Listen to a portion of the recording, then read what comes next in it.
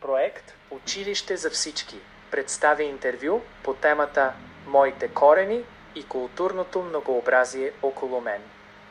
На 7 клас сега ще ти задам въпроси за ромската общност. Готова ли си? Да. Каква музика се слуша във вашето семейство? В нашето семейство се слуша ромска музика и народна музика. Какви песни се пеят на празници и сватби? Пеят се весели песни за любовта, семейството и щастието. Кои музикални инструменти са най-характерни? Акордеон, кларинет, цигулка и тъпан. Има ли човек във вашето семейство, който пее или свири? Да, чичо ми свири на акордеон.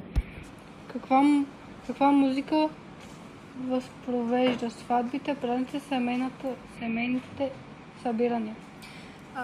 Сватбите са весели с ромска музика. Празниците и народни песни. Семейните събирания, любими ромски песни. Какви танци се играят? Играят се ромски и народни хора.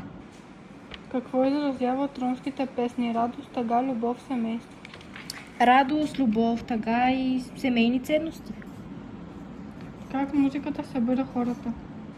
Тя ги кара да пеят, да танцуват и да се веселят взаимно.